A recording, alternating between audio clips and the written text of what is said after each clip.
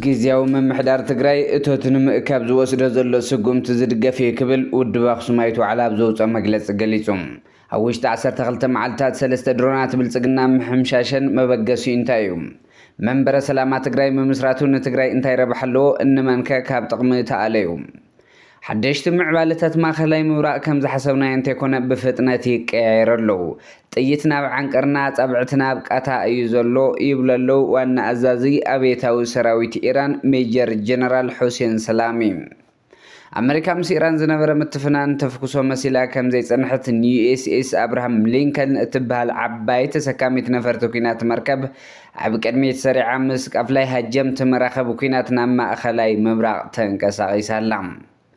ኣሜሪካ ብመሰረተ ተቕድሚ ሓደ ዓመት ዝሃበቶ መጠንቀቕታ ካብ ትካል ጥዕና ዓለም ወድሑራት መንግስታት ብወግዒ ስሒባ ሰላም ኣብ ኩሉ ኩርናዕቲ ዓለም እትርከቡ ተኸታተልቲ መደብና ዜናታት ዝዕለተ በርእስተ ዜና ፈሊምና ሕዚ ድማ ናብ ዝርዝሮም ክነስግረኩም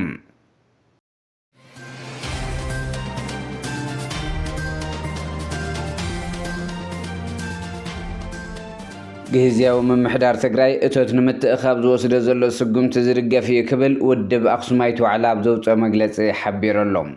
ካብ ፌደራል ዝለኣኽ ባጀት ከም ዝተቋረፀ ነዳዲ 7 ሚእታዊ ጥራሕ ከም ዝለኣኽ ሕፅረት ገንዘብ ከም ዘጋጠመ ጊዜያዊ ምምሕዳር ትግራይ ገሊጹ ኣሎ ዝበለት ውድብ ነዚ መሰረት ገይሩ ኣካል ጉድኣት ንምሕካምን ተመዛበልቲ ንምምላስን ቀጻሊ ሕውየት ንምርጋጽ ብምዕላም ካብ ውሽጣዊ ዓቕሚ ዝእከብ እቶት ክስብስብ ከም ዝወሰነ ዘመሓላለፈ ውሳነ ይበል ዘብልን ዝድገፍን ስጉምቲ ክብል ገሊጹ ኣሎ የግዳስ እቲ ስጉምቲ ቀደም ኢሉ እንተዝግበር ነይሩ ዘብል ዝበለ ውድብ ኣክሱማይት ዋዕላ ምክንያቱ መንግስቲ ፌደራል ባጀት ብምኽልካል ጥራሕ እንተይኮነ ትግራይ ተንበርኪኻ ንኽትከይድ ንውዕሊ ፕሪቶርያ ዝፃበኡ ዝተፈላለዩ ተግባራት እናፈፀመ ከም ዝኸረመ ኩሉ ትግራዋይ እናተኸታተሎ ዝነበረ ጉዳይ ክብል ሓቢሩ ኣሎ ትግራይ ብናይ ባዕላ ሃፍቲ ጠጠው ንኽትብል መንገዲ ዓርሰ ምርኮሳ ንኽትክተል ወርቂ ትግራይ ናብ ባጀትን ናብ ረብሓ ህዝብናን ዝውዕለሉ መንገዲ ይድለ ኣብ ትግራይ ዝእከብ ግብሪ ናብ ረብሓ ህዝቢ ይውዓል ዝብሉ ሓሳባት እቲ ውድብ ኣቐዲሙ እናገለፀ ምኽራሙ ብምዝኻር ሕዚ እውን ነዚ ንምጥንኻር ይግባእ ኢሉ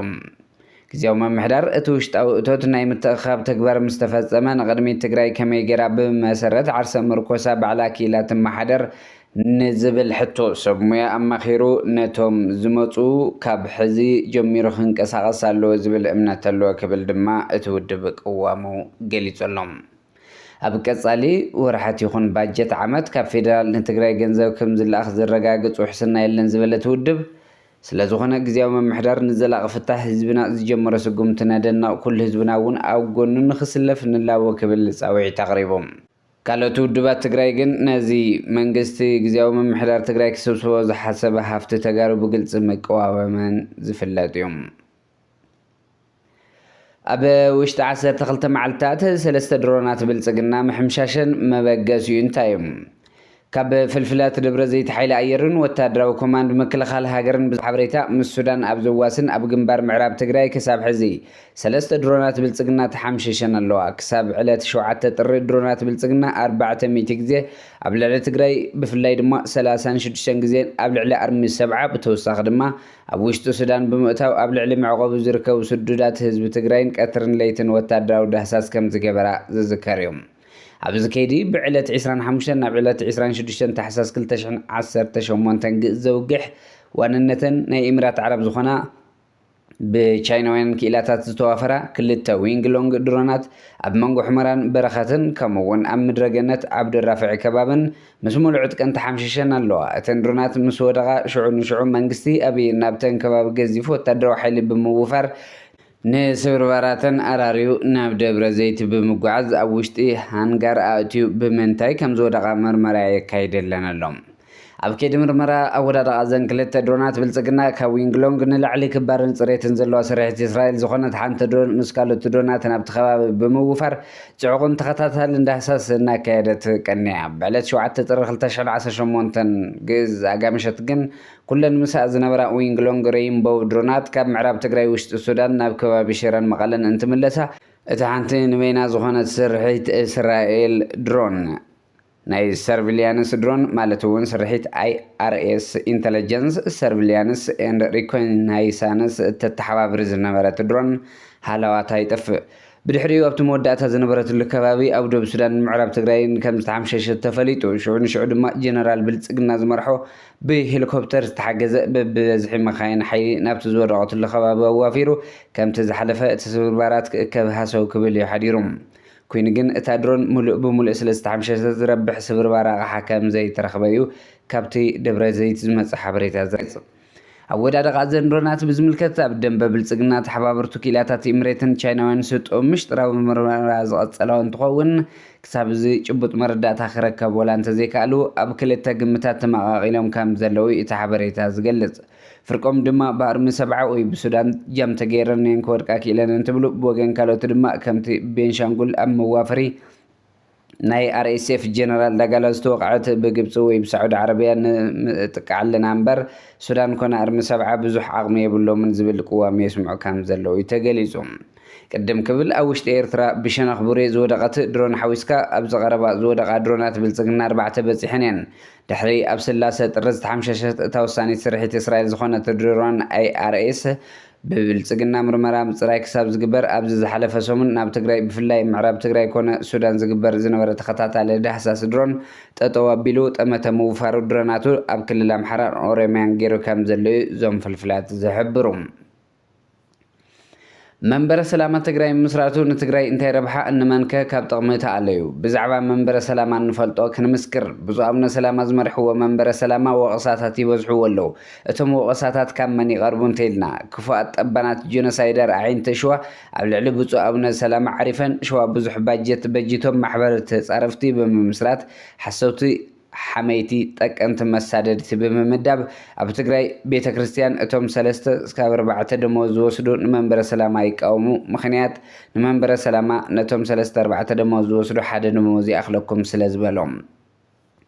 ካልኣይ ብስም ማሕበራት ዝተወደበ መስረቂ ዝሰኣነ መጭበርበሪ ዝሰኣነ ኣካል ንመንበረ ሰላማ ይቃወም ኣሎ ምኽንያቱ መንበረ ሰላማ ዝመርሕዎ ኣቡነ ሰላማ ኣይትስረቑ ኢሎም ብድፍረት ስለ ዘጋለጽዎም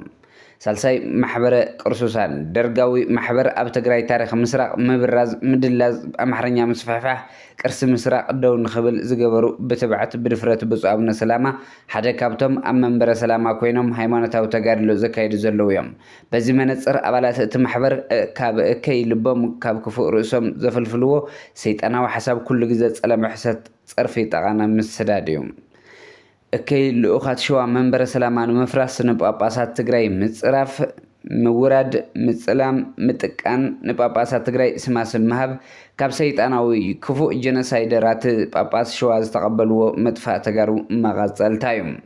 መንበረ ሰላማ ናብ ንውር ቦትኡ ንኽምለስ ንቡፃእን ኣቦታት ሊቃውንቱ ቤተ ክርስቲያናት ኣላዓኢሉ መንበረ ሰላማ ናብ ንውር መንበሩ ክምለስ ቀያሕትን ጸለምትን ሰማዕታት ትግራይ ብደሞም ዝኸፈልዎ መስዋዕት እዩ መንበረ ሰላማ ናብ ንውር መንበሩ ክምለስ ቀያሕትን ጸለምትን ኣካል ጉዳእትን ሃርበኛታት ደቂ ትግራይ እዮም መንበረ ሰላማ ናብ ንውር መንበሩ ክምለስ ቀያሕትን ጸለምትን ደቂ ህዝቢ ትግራይ ተኸፊሎምዎ እዮም ኣብ ልዕሊ መንበረ ሰላማ ዝግበር ወፍሪ ጸለማ ኣካል ተጋድሎና ክኸውን ይግባእ ንብል ኣሜሪካ ብመሰረተ ተቅድሚ ሓደ ዓመት ዝሃበቶ መጠንቀቕታ ካብ ትካል ጥዕና ዓለም ወድሕራት መንግስታት ብወግዒ ስሒባ ኣላ ፕሬዚዳንት ዶናልድ ትራምፕ ንኻልኣይ ግዜ ስልጣን ሒዞም ስርሖም ኣብ ዝጀመሩሉ መዓልቲ ካብ ዝወሰድዎ ፕሬዚዳንታዊ ስጉምታት እቲ ሓደ ዝኾነ ካብ ውድብ ጥዕና ዓለም ምስሓብ ተግባራዊ ኮይነሎም ነዚ ስዒቡ ባንዴራ ኣሜሪካ ኣብ ጀኔቫ ስዊዘርላንድ ካብ ዝርከብ ዋና ቤት ጽሕፈት ውድብ ጥዕና ዓለም ክትወርድ ምኽንያት ኮይነሎ እቲ ሃገር ምስቲ ትካል ዘለዋ መጻኢ ዝምድና ድሩትን ካብቲ ትካል ንምስሓብ ብዝምልከት ዝተረፉ ጉዳያትን ምምዛን ጥራሕ ዝተሓፀረ ክኸውን እዮም ሓደ ላዕለዋይ በዓል ስልጣን ጥዕና ኣሜሪካ ኣብቲ ዓለማዊ ትካል ከም ተዓዛቢ ክንሳተፍ ወይ ዳግማይ ክንፅንበር መደብ የብልናን ኢሎም ኣሜሪካ ንምቁፅጻር ሕማማትን ካልኦት ቀዳምነታት ዝወሃቦም ህዝባዊ ጉዳያት ጥዕና ብመንገዲ እቲ ዓለማዊ ትካል ኣቢላ ዘይኮነ ብቐጥታ ምስ ሃገራት ብምዝራብ ክትሰርሕ መደብ ኣለዋ ኢሎም ኣሜሪካ ካብቲ ብዶክተር ቴድሮስ ኣድሓኖም ዝምራሕን ልዕሊ 190 ሃገራት ዝሓቆፈን ውድብ ጥዕና ዓለም ክትስሕብ ምውሳና ኣብ ኣሜሪካን ኣብ መላእ ዓለምን ዝካየዱ ስራሕቲ ጥዕና ዝጎድእ ምዃኑ ይግለጽ ኣሎ ኣሜሪካ ክትድክር እያ ኢራን ኸ ኣሜሪካ ምስ ኢራን ዝነበረ ምትፍናን ተፍኩሶ መሲላ ከም ዘይጸንሐት ዩኤስኤስ አብርሃም ሊንከን እትባል ዓባይ ተሰካሚት ነፈርቲ ኩናት መርከብ ኣብ ቅድሚት ሰሪዓ ምስቃፍ ላይ ሃጀምቲ መራኸቢ ኩናት ናብ ማእኸላይ ምብራቕ ተንቀሳቒሳ ኣላ ፕሬዚዳንት ትራምፕ ብዛዕባ እዚ ኣርማዳ ዝስመዮ ገዚፍ ሓይሊ ክዛረብ ከሎ ሓደ ዓበይትን ሰፋፊ ሓይሊ ናብቲ ከባቢ ቅኒዕና ኣለና እንታይ ከም ዘጋጥም ድማ ሓቢርና ክንርኢና ይብሎም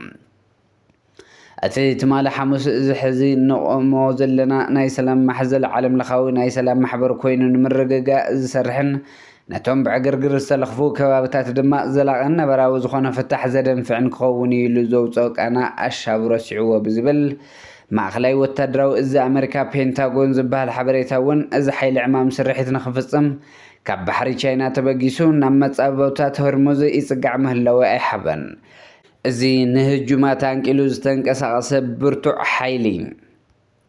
ኣብዚ ሰዓት እዚ ንቡር ራዳራቱ ኣይትበል ናይ ብርሃን ምልክታቱ ብሙሉእ ኣጥፊኡ ቦትኡ ብልክዕ ከይፈልጥ ኣድብዩ ዘሎ እዚ ኩሉ ምሽብሻባት ነቲ ኢራን ህዝባን ኣብ ካንሸሎ ዓፅያ ከም ሕሱም ትቐፅዖላ ዝብል ናቐፌታ ከም ምክንያት ዝገበረ ኮይኑ እቲ ሓቂ ግን እስራኤል ናይ ሻቅሎት ምልክት ተርኢ ስለ ዘላ ስኸፍታታታ ክቕረፈላ ግድን ኣሜሪካ ክትሓንቅቓ ስለ ዘለዋ ንኢራን ቀጥቂጣ ንማላላ ከተኳድዶም ግድነት ስለ ዝኾነ ይብሎም ሞኸዳ ኢራን ናይ ፍኸራ መናፍሕ ድያ ክትፍኑ ዘለዋ ወይስ ኤፍ-35 ብክልተ ሕሩስ ከይገበራ ነዛ ዓባይ ኣሜሪካ ትጅሃርላ ዩኤስኤስ አብርሃም ሊንከን እትበሃል ተንቀሳቓሲት ደሴት ከም ቀንዲ ዕላማ ወሲዳ ንኩሉ ባሕራውን ምድራውን ሚሳይላት ይኹን ዕንዝራታት ናብ ኣቕኒዓ ክትበናቕራ ንመዓሙቕ ተስጥማ ወላ ተሰዓር ንጅሃራ ናይ ኣሜሪካ ሕቆ ክትሰብሮን ነቲ ዝተበሳጨወ ክፍሊ ዓለም ናይ ሓበን ስእሊ ሊኢኻ ታሪክ ክትፅሕፍ እዩ ዘለዋ እቲ ሕርያ ንፁር እዮም ብወገን ኢራን ዘለዎ ንኣሜሪካ መጠንቀቕታ እንታይ እዩ ጥይትና ኣብ ዓንቀር ኣጻብዕትና ኣብ ቃታ እዩ ዘሎ ይብለሉ ዋና ኣዛዚ ኣቤታዊ ሰራዊት ኢራን ሜጀር ጀነራል ሁሴን ሰላሚ ኣሜሪካ ማእኸላይ ምብራቕ ትገብሮ ዘላ ዝኾነ ይኹን ወታደራዊ መንቅስቓሳት ኣብ ዘጠንቅቑ ጀነራል ሁሴን ኣሜሪካ ብልዕሊ ኢራን መጥቃዕትን ተፈፂማ ዘይተፀበየቶ ዘይዳግም ግብረ መልሲ ክንባ ኢና ክብሉ ተሓንዮም ኣለዉ ኢራን ትማሊ ዓርቢ ኣብ ኩለን መስጊድ ሃገረ ኢራን ክግበር ዝግብኦ ዝነበረ ናይ ስግዳን ስነ ስርዓት ኣሜሪካ መጥቃዕቲ ክትጅምር ትኽእል እያ ብዝብል ስጋት ኣብ መላእ ኢራን ናይ ጅምዓ ስግዳን ከይገበረ ከልኪላ ውዒላ ኣላ ኣብ ዝተፈላለዩ ኩርናዓት ዓለም ዝነበረ ሓይሊ ባሕሪ ኣሜሪካ ኣንፈት ጉዕዝኡ ናብ ኢራን ገፁ የምርሕ ኣሎ ዋና ኣዛዚ ሓይሊ ኣየር እስራኤል ሜጀር ጀነራል ቶመር ባር ጠቕላላ ሓይሊ ኣየር እስራኤል ምድላዋ ተወዲኡ ኣብ ቦትኡ ኮይኑ ንዝኾነ ይኹን መጥቃዕቲ ዓፅፌታዊ ግብረ መልሲ ንምሃብ ናይ መወዳእታ ትእዛዝ ይፅበሎ ኢሎም ብሓፈሻ እስራኤል ካብ ኢራን ክፍነወላ ንዝኽእል መጥቃዕቲ ንምክልኻል ንምፍሻልን ኣብ ሓያል ተጠንቀቕ ትርከብ ሃገራት ዓለም ኣብ መንጎ ኣሜሪካን ኢራንን ኣንፀላልዩ ዘሎ ደመናዊ ኩናት ብስጋትን ብትኹረትን ይከታተሉ ኣለዋ ንመጥቃዕቲ ኣሜሪካ ብልዕሊ ኢራን ዝሰጋ ብሪጣንያ ኒውዚላንድ ፖርቹጋል ስሎቫክያ ኔዘርላንድ ስዊዘርላንድን ኣውስትራልያን ቆንስላታትን ብህፁፅ ካብ ኢራን ኣውፅአን ኣለዋ እምበር ከስ ክቡራት ተኸታተልቲ መደብና ዜናታት ዝዕለት ኣብዚ ከንቢትና ሰሰናይ ንዓኹም ሰላም ንዓኽ ትግራይ